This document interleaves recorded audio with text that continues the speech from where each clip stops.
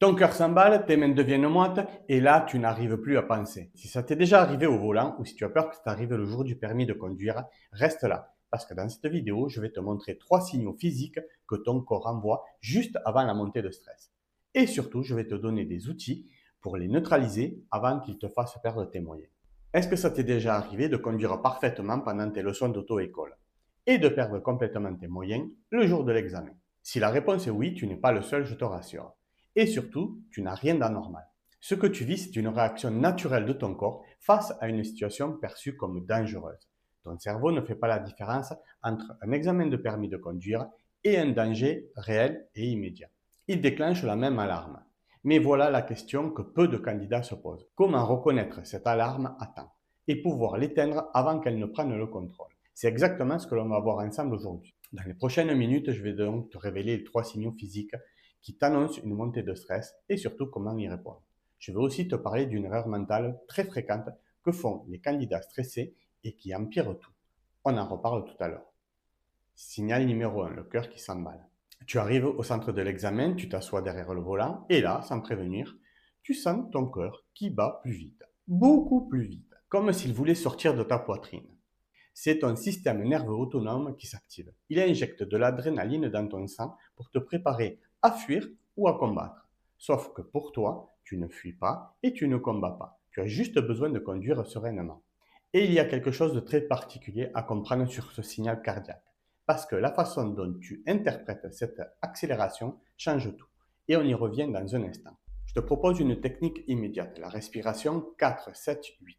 Dès que tu sens ton cœur qui s'emballe, tu fais ça. Tu inspires par le nez pendant 4 secondes. Tu bloques ta respiration pendant 7 secondes et tu expires par la bouche pendant 8 secondes. Tu répètes ça 2 ou 3 fois. Et là, ton système nerveux comprend le message suivant. Il n'y a pas de danger. Du coup, il peut se calmer. Ce n'est pas une astuce magique, c'est de la biologie pure. Cette respiration active ton nerf vagal qui régule ton rythme cardiaque. Ça marche à chaque fois si tu le fais vraiment. Signal numéro 2, les mains moites et les jambes qui tremblent.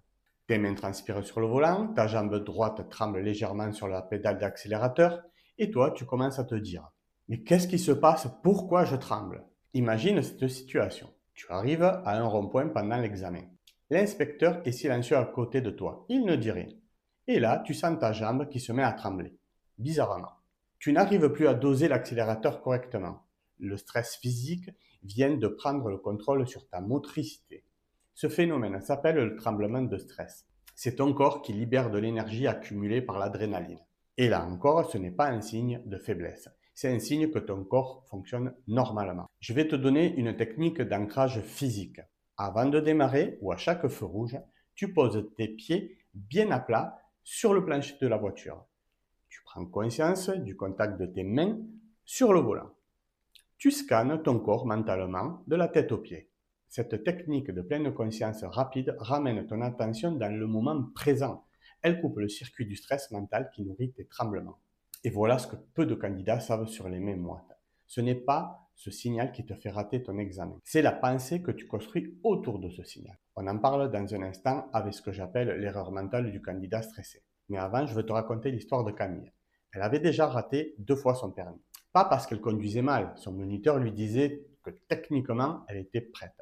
Mais dès qu'elle voyait monter l'inspecteur dans la voiture, quelque chose se déclenchait en elle. Le cœur qui s'emballe, les mains moites, et surtout cette petite voix intérieure qui répétait « Tu vas encore rater, tu es nul, regarde tes mains qui tremblent, c'est fini pour toi ». Ce n'était donc pas un problème de conduite, c'était un problème de dialogue intérieur. Et il y a une chose très surprenante que peu de candidats au permis comprennent sur le stress. Et on en parle tout de suite avec le 3e signal, parce que c'est celui qui est le plus sous-estimé et le plus dévastateur. Signal numéro 3, la tête qui part dans tous les sens. C'est le moment où tu n'arrives plus à penser clairement. Tu oublies ce que l'inspecteur vient de te dire. Tu hésites sur une priorité à droite que tu connais parfaitement. Tu as l'impression que ton cerveau s'est déconnecté complètement. C'est ce que l'on appelle le tunnel du stress. Quand l'adrénaline atteint un certain niveau, elle réduit littéralement la capacité de ton cortex préfrontal, la partie du cerveau qui gère la réflexion, la décision et la mémoire de travail. Et voici la chose la plus importante que personne ne t'a probablement jamais dit. Ce n'est pas le stress qui te fait rater. Je répète, ce n'est pas le stress qui te fait rater.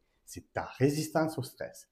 Quand tu te bats contre la sensation de stress, quand tu te dis arrête de trembler, arrête d'avoir peur, concentre-toi, tu utilises exactement l'énergie mentale dont tu as besoin pour conduire. Tu vides ta batterie cognitive en luttant contre toi-même. Donc arrête de faire ça. Les candidats qui réussissent sous pression ne sont pas ceux qui ne stressent pas. Ce sont ceux qui ont appris à accueillir le stress plutôt qu'à le combattre. Nous allons voir maintenant l'erreur mentale. Alors maintenant, parlons de cette erreur mentale, celle que Camille faisait, celle que la plupart des candidats stressés font. Quand le stress monte, un dialogue intérieur s'installe. Et ce dialogue peut soit t'aider, soit te détruire. La version destructrice, ça ressemble à ça. Je vais encore rater, je suis trop stressé. Ou alors, l'inspecteur voit que je tremble. Ou alors, je suis nul, je ne vais jamais y arriver. Est-ce que tu te reconnais dans ce genre de pensée? Parce que si oui, je veux que tu saches que ce n'est pas toi. C'est ton cerveau en mode survie qui cherche à t'alerter. Et ce cerveau, on peut le recadrer. Je vais te proposer une technique de recadrage cognitif. Dès que la pensée négative apparaît, tu ne la combats pas. Tu la transformes. Je vais te montrer avec quelques exemples. Donc, quand tu te dis « je vais rater », tu transformes « c'est mon corps qui se prépare, je suis prêt ». Quand tu te dis « je suis nul ou nul », tu transformes ça en « j'ai travaillé pour ça, je connais la route parfaitement ». Quand tu te dis « l'inspecteur me juge », tu transformes « il est là pour évaluer ma conduite, pas pour me détruire ». Ce ne sont pas des pensées positives naïves, c'est reprogrammer le filtre à travers lequel ton cerveau interprète la situation. Et ça change tout à ce qu'il se passe dans ton corps. Et maintenant, je vais te donner la dernière technique, celle qui relie tout ce que l'on vient de voir. C'est probablement la plus puissante de cette vidéo. C'est la visualisation de la performance. Cette technique est utilisée par les sportifs de haut niveau avant leur compétition. Je t'en ai déjà parlé dans d'autres vidéos. Et elle fonctionne exactement de la même façon pour l'examen du permis de conduire. Voilà comment faire dès ce soir. Tu t'installes confortablement, tu fermes les yeux et tu imagines en détail, avec tous les sens, le déroulé de ton examen. Tu te vois arriver au centre d'examen, tu vois la voiture, tu entres dans la voiture, tu sens l'odeur du siège, tu entends les bruits de la rue, tu vois l'inspecteur monter dans la voiture, tu souris intérieurement et dans cette visualisation, tu gères, tu respires, tu conduis avec calme et précision. Tu arrives au bon endroit, à la bonne vitesse, avec la bonne intention. Tout se passe merveilleusement bien. Pourquoi ça marche? Parce que ton cerveau ne fait pas la différence entre une expérience vécue et une expérience intensément imaginée. Quand tu visualises une conduite réussie, avec de la précision et de l'émotion positive, ton cerveau crée les mêmes connexions neuronales que si tu avais vraiment vécu la situation. Tu programmes ta réussite avant même de monter dans la voiture. Je te propose un plan complet pour 7 jours à faire avant ton examen. Chaque matin, prends 5 minutes de respiration 4-7-8 que l'on a vu précédemment. Chaque soir, pendant 10 minutes, tu fais de la visualisation de ton examen réussi, ce que l'on vient de voir à l'instant. La veille de l'examen, pas de bachotage, confiance dans ton travail. Le matin de l'examen, respiration, ancrage physique, dialogue intérieur positif, tout ce que l'on a vu. Et souviens-toi d'une chose, tu n'as pas à supprimer le stress, tu dois apprendre à le traverser. C'est une compétence et comme toute compétence, ça se travaille. N'hésite pas à refaire tous les exercices que je t'ai présentés dans cette vidéo. Et si tu sens que ce stress te bloque vraiment, que malgré les conseils, tu sens que tu vas encore perdre tes moyens le jour de l'examen, j'ai créé une formation complète pour t'aider à reprendre le contrôle de ton stress étape par étape. Je t'explique tout en détail avec des exercices guidés et une vraie préparation mentale pour le permis. Tu trouveras le lien dans la description ci-dessous. Je veux finir cette partie avec une chose très importante. Si tu as déjà raté ton examen à cause du stress, ce n'est pas une preuve que tu n'es pas capable de conduire. C'est une preuve que tu n'avais pas encore les bons outils pour gérer ta préparation mentale. Camille, dont je t'ai parlé tout à l'heure, elle a réussi son permis au bout du 3e essai. Pas parce qu'elle avait changé sa façon de conduire, parce qu'elle avait changé sa façon de se parler à elle-même. Et il y a une dernière chose importante que je veux te dire avant de te donner accès à quelque chose que j'ai préparé pour toi. Le stress au permis de conduire, ce n'est pas une fatalité. C'est un signal. Et tous les signaux, quand on sait les lire, deviennent des alliés. Les 3 signaux dont on a parlé aujourd'hui, le cœur qui s'emballe, les mains moites et les jambes qui tremblent, la tête qui part dans tous les sens, ce sont des indicateurs. Et ils te disent que ton corps est prêt à agir. Ton job à toi, c'est de lui dire dans quelle direction aller. Si cette vidéo t'a aidé, j'ai une question pour toi. Lequel de ces 3 signaux tu reconnais le plus souvent chez toi? Est-ce que c'est le cœur qui s'emballe, les mains qui deviennent moites ou la tête qui part dans tous les sens? Dis-moi-le en commentaire, je lis tout et je te réponds. Et si tu veux aller plus loin dans ta préparation mentale pour le permis, si tu veux transformer ton angoisse en confiance au volant, pas seulement aujourd'hui, mais de façon durable, alors abonne-toi à cette chaîne.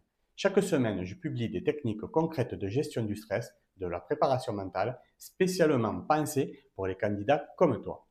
Et j'ai aussi préparé pour toi un guide gratuit pour passer ton permis sans stress, avec des techniques complètes que l'on n'a pas eu le temps de détailler ici. Le lien est juste en dessous de cette vidéo dans la description. C'est gratuit, c'est immédiat et ça peut vraiment faire la différence pour ton prochain examen. N'hésite pas à le télécharger de suite. Allez, je te dis à bientôt pour de nouvelles vidéos. Ciao!